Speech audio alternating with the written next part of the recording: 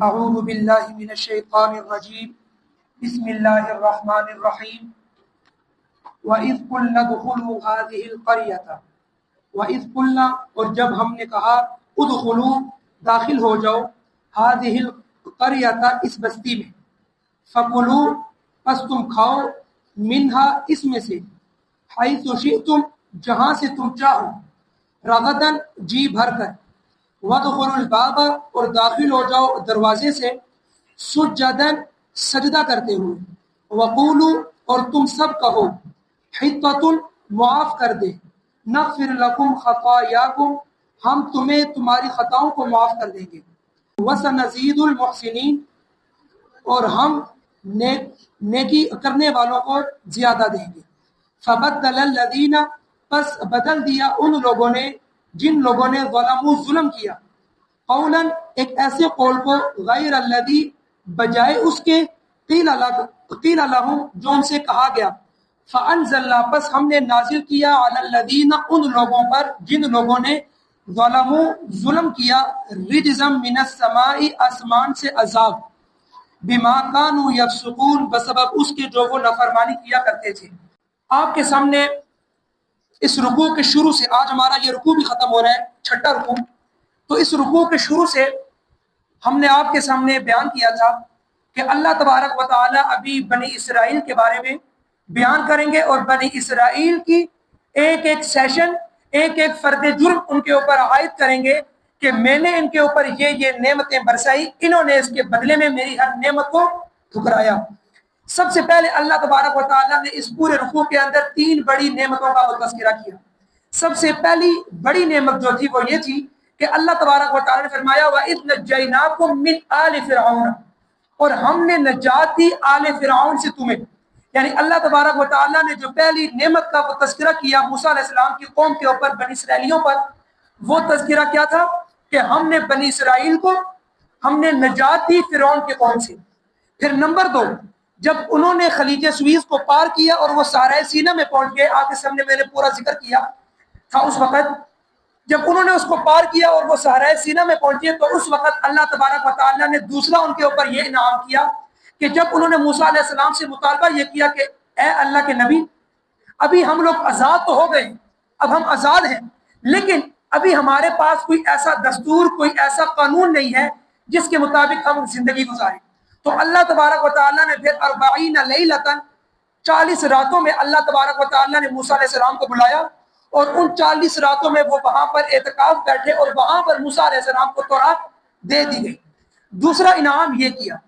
بنی اسرائیلیوں پر، پہلا انعام موسیٰ علیہ السلام کی قوم کو فرعون کی قوم سے نجات دلائی اور دوسرا یہ کہ ان کو تورات جیسی کتاب سے نوازا۔ پھر تیسرا انعام اللہ تبارک و تعالیٰ نے جو اس رکوع میں بیان فرمایا وہ یہ کہ جب ان کے 70 آدمی گئے تھے موسیٰ علیہ السلام کے ساتھ اور انہوں نے کہا کہ ہمیں اللہ تبارک و تعالیٰ ہمارے سامنے حاضر ہو اور اللہ تبارک و تعالیٰ ہم سے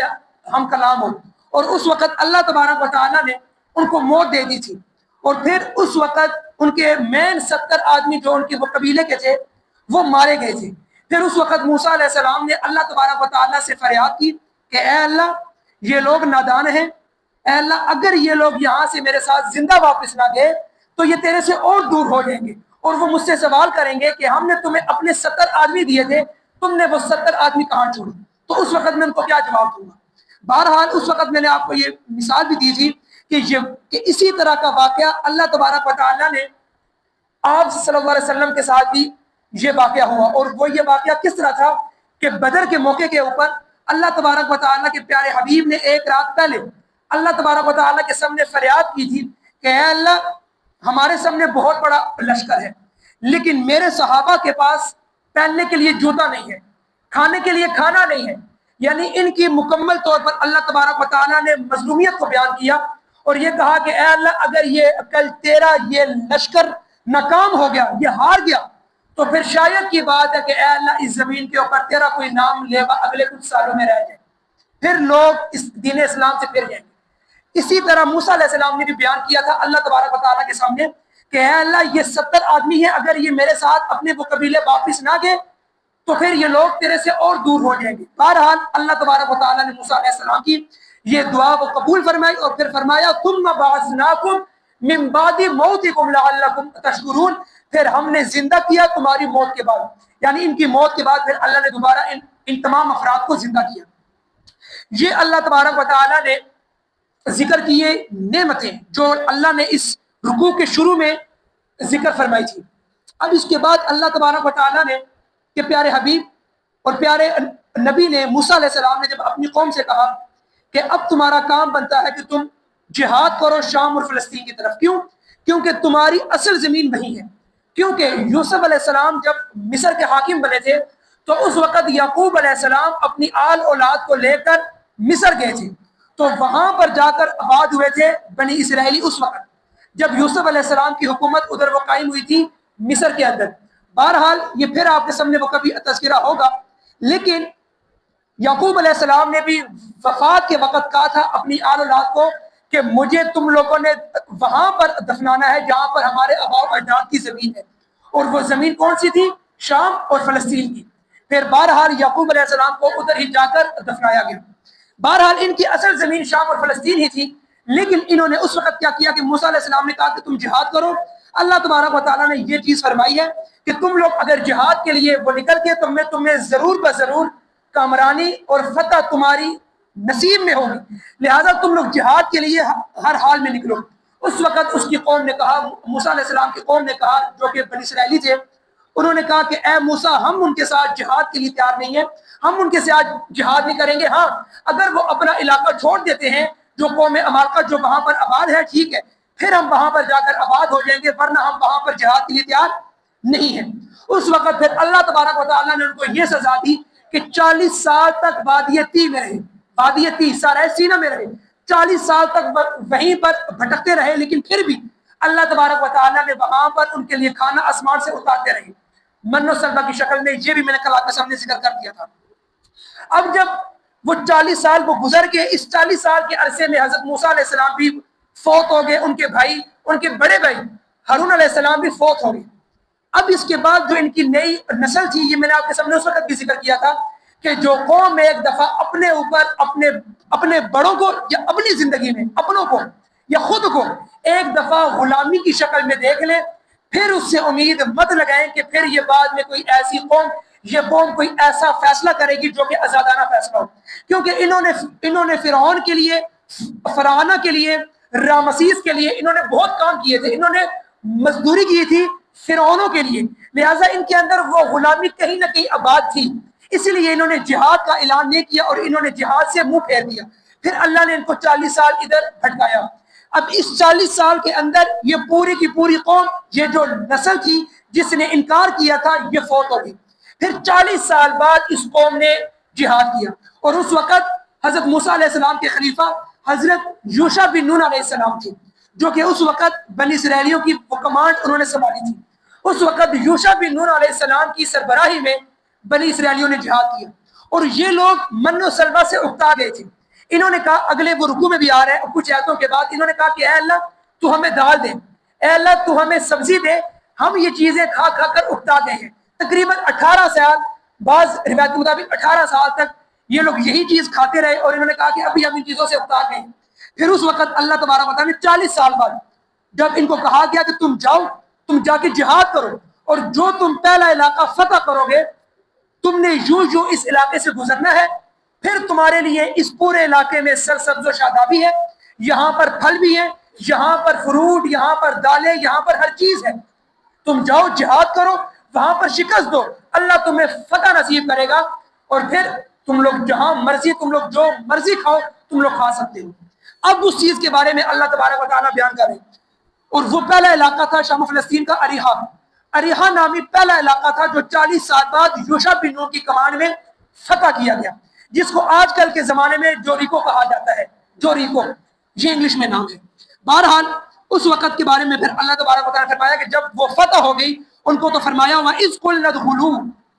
اور جب ہم نے کہا کہ داخل ہو جاؤ هذه القرية، اس بستی میں، فکلوا، بس تم کھاؤ، منها، اس میں سے، حیث شئتم، جہاں مرضی، جو تم چاہو تم کھا سکتے ہو۔ اب یہاں پر اللہ تبارک و تعالیٰ نے یہ چیز فرمائی کہ جہاں سے تم جو مرضی کھا سکتے ہو کھاؤ، وَدْخُلُوا الْبَابَ اور داخل ہو دروازے سے سجداً سجدہ کرتے ہوئے، یعنی کہ عاجزی کے ساتھ اپنے کندھوں کو جھکائے ہوئے داخل ہو جاؤ۔ یہ اللہ تبارک و تعالیٰ کا حکم تھا کہ کہیں تمہیں یہ فتح حاصل ہو جائے اور کہیں تم اس چیز میں نہ آ جاؤ کہ یہ تو ہم نے اپنے ہاتھوں سے فتح کیا ہے، لہذا تمہارے اندر یہ چیز، یہ تکبر نہ آئے۔ تمہارے اس تکبر کو ختم کرنے کے لیے اللہ تبارک و تعالیٰ نے فرمایا کہ سجدہ شکر کرتے ہوئے تم اس شہر میں داخل ہو جاؤ۔ یہی چیز آپ صلی اللہ علیہ وسلم نے کی تھی جب فتح مکہ ہوا سن 8 ہجری کو۔ اس وقت اللہ تبارک و تعالیٰ کے پیارے حبیب اپنی سواری کے اوپر سوار تھے، اور یہ نہیں کہ سینہ تان کے وہ داخل ہوئے مکہ کے شہر میں، نہیں، بلکہ اس وقت وہ اپنے آپ کو اپنے سر جھکائے وہ داخل ہوئے، بلکہ بعض روایات میں یہاں تک آتا ہے کہ اپنی سواری کی پشت اور آپ صلی اللہ علیہ وسلم کا سر آپس میں ٹکرا رہے تھے، یعنی اس حد تک آپ صلی اللہ علیہ وسلم نے اپنے آپ کو جھکایا اور مکہ میں داخل ہوئے، کوئی تکبر نہیں کیا بلکہ عاجزی کے ساتھ اس شہر میں داخل ہوئے۔ اور اسی طرح جب ایران فتح ہوا حضرت سعد بن ابی وقاص رضی اللہ تعالیٰ عنہ کے ہاتھوں سے، تو اس وقت جب وہ داخل ہوئے تو اسی طرح وہ بھی اپنے پیارے حبیب کی طرف داخل ہوئے، اپنے آپ کو سر جھکائے ہوئے داخل ہوئے اور اللہ کے ہاں جا کر سجدہ کیا، 8 رکعت نفل پڑھے اور اللہ سے دعا مانگی اور اللہ کے آگے جھک گئے۔ اسی طرح کی جس طرح نبی کریم صلی اللہ علیہ وسلم نے جا کر 8 رکعت چاشت کے ادا کیے اور اللہ سے دعا کی اور اللہ کے آگے سر بسجود ہوئے۔ اب یہی چیز اللہ تبارک و تعالیٰ نے ان کو کہا کہ تم بھی ایسے ہی داخل ہو جاؤ، اور ساتھ ہی کہا وقولوا، اور تم سب کہو حطۃ۔ اصل میں حطۃ کا جو معنی ہے یہ ہے توبہ کرنے کے، درگزر کرنے کے، کہ اے اللہ تو ہمیں معاف کر دے، ہم توبہ کرتے ہیں۔ اس کا مخفف ہے عربی زبان میں احطط عنا محطا، یعنی کہ اے اللہ تو ہمیں ہمارے گناہوں سے تو ہمارے درگزر فرما، ہمیں معاف فرما دے۔ یعنی یہ اصل جو لفظ ہے یہ توبہ کے لیے آتا ہے کہ تم تمام حضرات توبہ کرتے ہوئے داخل ہو جاؤ اس شہر میں۔ اب انہوں نے کیا کیا یہ آگے آئے گا، تو اللہ نے فرمایا نغفر لکم، ہم تمہیں معاف کر دیں گے خطایاکم، تمہاری خطاؤں کو، وسنزید المحسنین، اور ہم نیکوکاروں کو زیادہ اجر دیتے ہیں۔ اب انہوں نے کیا کیا آگے سنیے، فبدل الذین ظلموا، بس انہوں نے تبدیل کر دیا، جو لوگ ان میں ظالم تھے انہوں نے تبدیل کر دیا قولاً، ایک ایسے قول کو، غیر الذی، جو بجائے اس کے جو وہ کہہ رہے تھے وہ نہیں، بلکہ جو ان کو کہا گیا انہوں نے اس کو وہ تبدیل کر دیا۔ اللہ نے کہا کہ تم کہو حطۃ حطۃ، کہ اے اللہ ہم توبہ کرتے ہیں، ہمیں معاف کر دیں۔ ان بنی اسرائیلیوں نے کیا کیا، انہوں نے حطۃ کے بجائے کہنا شروع کر دیا حنطۃ حنطۃ، یعنی حبۃ فی شعرۃ، کہ اے اللہ تو ہمیں گندم دے، تو ہمیں گندم دے، تو ہمیں خوشے کے اندر ایسا دانہ دے جو کہ گندم کا دانہ ہو، تو ہمیں وہ گندم دے۔ اللہ نے کہا تم کہو حنطۃ، انہوں نے کہا حنطۃ، یعنی یہ اتنی سرکش قوم بن چکی تھی کہ جب اللہ نے ان کو فتح بھی دی اس وقت بھی انہوں نے اللہ کی نافرمانی کی۔ اور پھر اللہ تبارک و تعالیٰ نے جن لوگوں نے، ساروں نے نہیں کی بلکہ کچھ افراد تھے جنہوں نے یہاں پر نافرمانی کی، تو اللہ نے پھر ان کو کیا بدلہ دیا یہ سنیے۔ اب انہوں نے حنطۃ کہا کیونکہ وہ لوگ اکتا گئے تھے من و سلوہ کھا کھا کر، اب وہ یہ ڈیمانڈ کر رہے تھے کہ اے اللہ تو ہمیں اس زمین سے کوئی کھیتی اگا کر دے کہ ہم اس کو کاشت کریں اور ہم اس میں سے کھائیں، تو لہٰذا اس لیے انہوں نے کہا حنطۃ حنطۃ۔ تو پھر اللہ تبارک و تعالیٰ نے فرمایا کہ جب انہوں نے یہ کام کیا تو میں نے کیا کیا ان کے ساتھ، اب یہ سنیے، فَأَنزَلْنَا، پس ہم نے نازل کیا، ہم نے اتارا، عَلَى الَّذِينَ، ان لوگوں پر جن لوگوں نے ظلم کیا۔ اس سے مراد یہ ہے کہ ساروں نے ظلم نہیں کیا تھا، بلکہ بنی اسرائیلیوں میں چند ہزار افراد تھے کہ جنہوں نے یہ کام کیا تھا، تو لہٰذا ان کے اوپر اللہ تبارک و تعالیٰ نے عذاب اتارا، رجزا من السماء، آسمان سے عذاب اتارا، بما کانوا یفسقون، بسبب اس کے جو وہ فسق، جو وہ گناہ کیا کرتے تھے، جو انہوں نے گناہ کیا۔ اب یہ عذاب کون سا تھا، تو مفسرین کرام نے فرمایا کہ طاعون کی بیماری اللہ تبارک و تعالیٰ نے اس بنی اسرائیلیوں میں ڈال دی، طاعون کی بیماری، اور اس طاعون کی بیماری سے ان کے وہ افراد تمام ہلاک ہو گئے کہ جن لوگوں نے یہ کام کیا، جن لوگوں نے اللہ کی نافرمانی کی۔ اور پہلے بھی میں نے آپ کے سامنے وہ ذکر کیا تھا کہ جب 40 راتوں کے لیے موسیٰ علیہ السلام گئے تھے کوہ طور کے اوپر، جب سامری نے ان کے تمام عقائد کو خراب کر دیا تھا اور یہ بچڑے کی پوجا کرنے شروع ہو گئے تھے، اس وقت بھی آ کر اللہ تبارک و تعالیٰ نے کس چیز کا حکم دیا تھا کہ ان کو جان سے مار دو، کیونکہ اللہ تبارک و تعالیٰ شرک کو معاف نہیں کرتے، اپنی نافرمانی کو معاف نہیں کرتے. اور جس قوم نے اللہ کے اصولوں کو، اسلامی اصولوں کو ختم کرنے کی یا چینج کرنے کی کوشش کیا، پھر اللہ نے اس قوم کو سکون نہیں دیا. اسی طرح اس پاکستان کے اندر 1958 سے لے کر 1969 تک فیلڈ مارشل ایوب خان کے دور کے اندر ایک ایسا وہ قانون لایا گیا تھا جو کہ عائلی قوانین تھے، یعنی خاندانی نظام کے بارے میں وہ قوانین تھے جو کہ اسلام اور قرآن و سنت کے مطابق نہیں تھے، بالکل اس کے خلاف تھے. یعنی اگر ایک مرد نے دوسری شادی کرنی ہے، اگر پہلی بیوی اس کو اجازت نہیں دے گی تو وہ شادی نہیں کر سکتا. یہ بالکل اسلام کی روح سے، بالکل اسلام کے مخالف ہے. پھر نمبر 2، جو شخص اس کو طلاق دے گا وہ ریٹن لکھ کر یونین کونسل میں جا کر جمع کرائے گا.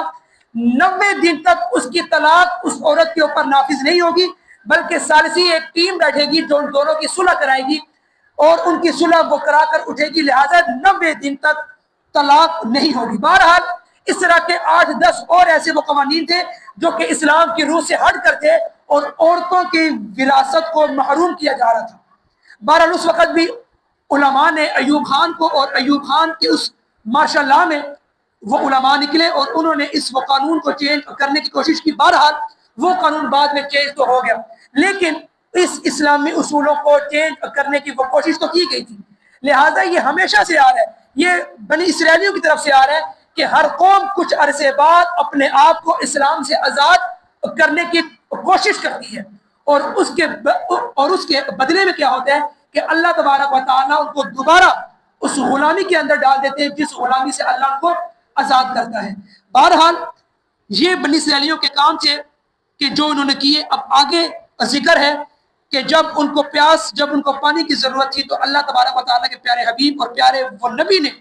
موسیٰ علیہ السلام نے اس وقت آسا مارا پتھر کے اوپر، وہاں سے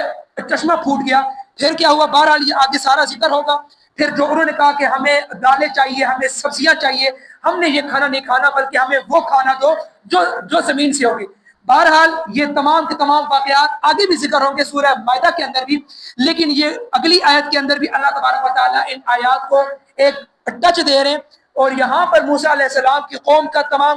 تذکرہ ذکر کیا جا رہا ہے. تو لہٰذا اس کو غور سے سنیے. یہ صرف موسیٰ علیہ السلام کی قوم کا وہ تذکرہ نہیں ہے، بلکہ اس کی جو خامیاں ان میں تھی وہ خامیاں ہم میں بھی. جس طرح نافرمانیاں انہوں نے کی، اسی طرح نافرمانیاں ہم بھی کر رہے ہیں، اور ہم سے پہلوں نے بھی کی، اور ہمارے بعد والے بھی ایسے ہی وہ کرتے رہیں گے. تو اللہ تبارک و تعالیٰ سے دعا ہے کہ ہم لوگ کبھی بھی اللہ کے عذاب کو دعوت مت دیں، کیونکہ موسیٰ علیہ السلام کی قوم نے جب یہ کام کیے تو اللہ تبارک و تعالیٰ نے فوری طور پر ان کے اوپر عذاب اتارا. تو لہٰذا اللہ تبارک و تعالیٰ ہمیں ان چیزوں سے، کیونکہ آج ہماری قوم کے اندر جھوٹ بھی ہے، ملاوٹ بھی ہے، اور ناپ تول میں کمی بھی ہے، یعنی ہر وہ چیز ہے جو کہ بنی اسرائیل میں وہاں پر اس وقت ایک چیز پائی جاتی تھی. ہماری اس وقت امت مسلمہ کے اندر تمام وہ عیب پائے جا رہے ہیں جو بنی اسرائیلیوں کے اندر تھے، لیکن پھر بھی اللہ نے ہمیں کہیں نہ کہیں محفوظ کر رکھا ہے ہمارے نبی کی دعا کی بدولت. ورنہ ہم اس قابل نہیں تھے کہ اللہ تبارک و تعالی ہمارے اوپر بارش برساتا، ہمارے اوپر بادل لے آتا، ہمیں اس گندم سے روٹی کھلاتا. ہم اس قابل نہیں تھے. اللہ تبارک و تعالیٰ سے دعا ہے کہ جو کچھ بھی کہا گیا ہمیں عمل کرنے کی توفیق دے.